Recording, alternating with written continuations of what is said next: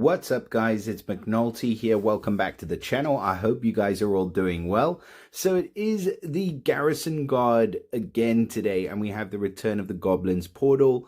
And of course, we've got a brand new hero in here alongside the event, which is awesome. However, I'm still reeling from the version 76 update, where we've got the passives coming out with a new Magic Carpet family, which are going to just completely destroy this portal, like literally just gonna rip this portal's a-hole right out. So that's what's gonna happen coming very soon to a Magic Carpet flying portal near you. But we do have a brand new hero in here, and he's featured alongside Archibald. So of course we're gonna have a quick look at him. Just on Archibald, I really do like him. I think he's really awesome. I think it's great to have an elemental defense down hero in the Garrison Guard. And of course, he summons that nice meaty minion with the bleed damage and hits all as well. So yeah, really, really good hero in Archibald. But now we have this guy who's featured alongside him, and he looks like he's been playing cards with Iacantha. He is also a fire hero, funnily enough, and he does also run at very fast speed. So it should be an interesting battle between the two of them, but I think I know already who's going to win, unfortunately. So we are going to take a closer look at Flamehide today. He's looking really weird, but he is a Garrison Guard hero, of course. So that means that he benefits from the Garrison Guard family bonus. The bonus is from one hero upwards, and at the start of the battle, they summon those annoying as if recruit guard mega minions with anywhere from 20% to 30% HP and anywhere from 100 to 140% attack inherited from the casters. So those guys are strong at the beginning of the battle. And then to add insult to injury, they get the nice passive with a resistance against mana reduction. So any mana reduction is blocked by these characters. I think that still makes them really, really usable against characters that do reduce mana, like you've got Hrothgar and you've got Fergus obviously running Riot at the moment, which is awesome because obviously these characters have the innate resistance against their effects, which makes them so strong. And then this guy, interestingly, he also gets the same guard rally as Fergus does. So he's one of the two, I think now, the only two in the Garrison Guard that every 4 turns the guard rally removes growth effects from all enemies. And trust me, that is very, very strong against enemies that give growth, because there's nobody else that really does it quite as well. So yeah, just for that alone, that makes Flamehide quite a unique and going to be pretty sought after hero, I would think. So in terms of the stats, let's switch off the max power for a second. So 1173 on the team power, 1200 attack, 1161 defense, and 2165 health. So really, really balanced right across the board. Stats wise, he's really, really good. Obviously, he is the most recent release hero into the whole entire game, but his power creep is pretty much online. So Dark Beat's at 1173 as well. So they are kind of leveling things out. I mean, even the seasonal Easter heroes are still 1172 on the team power. So, you know, before we would have already maybe been like 15 to 20 points ahead by this release. And that, you know, that was where we were going with it. So they've definitely slowed things down, which is good.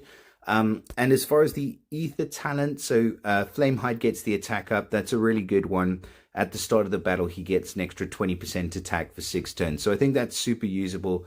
And yeah, super strong. So everything working really well together so far. The family bonus, the passive with the mana resist, the growth removal with the guard rally, which is very unique, and then also the attack up on the ether talent, and stats are just really, really good.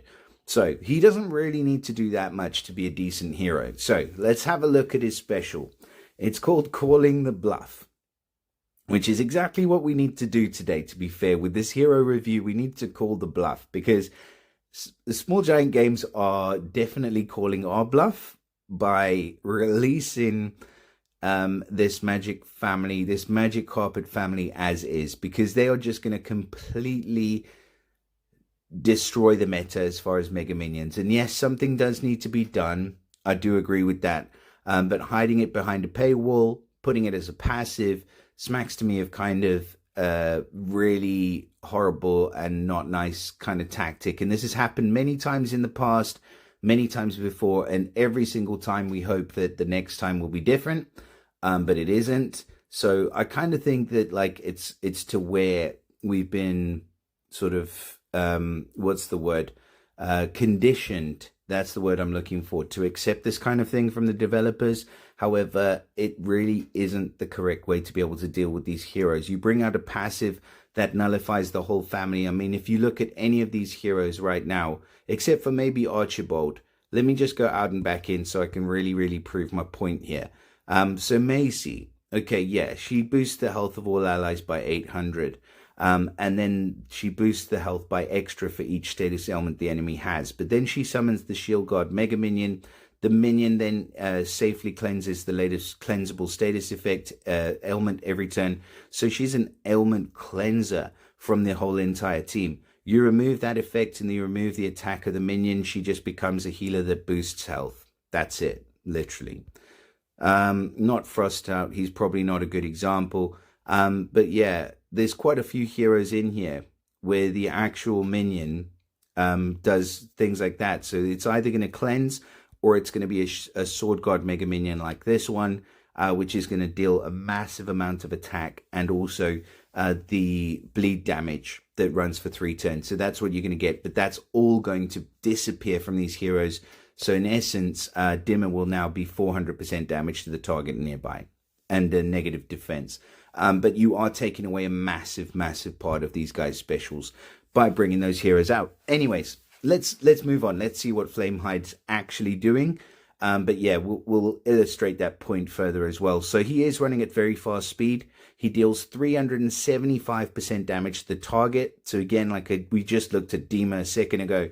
Yeah, he's average speed, but he's 400% damage to the target and nearby. So that's a heck of a lot. Summons a Sword Guard Mega Minion with 35% HP and 300% attack, inherited from the caster.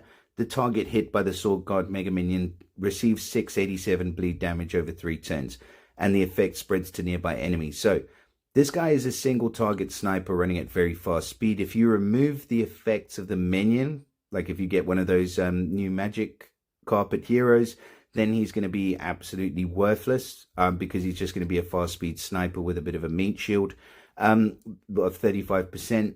But if you don't, he's a really good hero, like fast speed, removing the growth. He's got all the other passives there as well.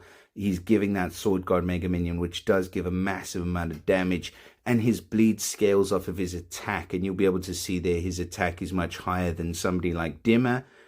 So if we go to Dimmer's Mega Minion, the bleed will be 651, where the bleed with Flamehide, if we look down there, is 687. So that's why it scales off of the attack. So when you do pull these heroes, I always recommend that you go for attack and HP, because that is where the minion inherits attack and HP from the casters. So that's the way to go on the talent grid. But anyways, all of that being said, he's not the greatest hero. Like, he is running at very fast speed. He is good. Like, trust me, you will really like this guy. But then also in this portal, if she is in here, like we've got Iacantha, and she's a good comparison to make because she runs at very fast speed. Her attack bypasses defensive buffs. She deals 320% damage to the target and to 2 random enemies. So she's dealing out a total of like 960% damage at very fast speed. And that hits reducing the duration of status effect buffs on the hit enemy by a single turn. So granted, she's not summoning a Mega Minion, which is a Sword Guard Mega Minion, which is the better one that you want. But she is getting a Mega Minion as part of her passive. She is still getting the removal of Wither. And she's also running at very fast speed with a higher damage. So once the Magic Carpet family, and I really know I'm mentioning this a lot, but it's very important. Because once they do saturate the meta, then Iacantha's definitely going to be a better hero than this dude. That's all I'm saying. If they leave things as they are. If they don't, then yeah, this guy's great. Like, to have the ability to summon that Sword Guard Mega Minion within 2 tile matches at very fast speed is freaking awesome. So yeah, He's a really cool hero. Like, he's got a lot going for him. I'm just kind of sad for him because of the time that he's being released. But that being said, I think he's awesome. So I will congratulate you. Massive congratulations. If you do manage to grab this guy from the portal, I think he's going to be awesome. He's featured alongside Archibald, who's really awesome. So both really great heroes. But please do let me know in the comments what you guys think about these two new heroes, especially about Flamehide and also everything that's going on in the background. In case you're wondering if the sound is a bit janky on this video, I do apologize. I'm actually on holiday at the moment, which is freaking awesome. Just kicking back, relaxing, and took a little bit of time out because I knew that I wanted to talk a little bit about this dude. But yeah, I hope you guys have enjoyed the video. Please do let me know in the comments what you think. Drop us a like, subscribe to the channel, share it with your mother, and I'll see you again soon. Bye for now.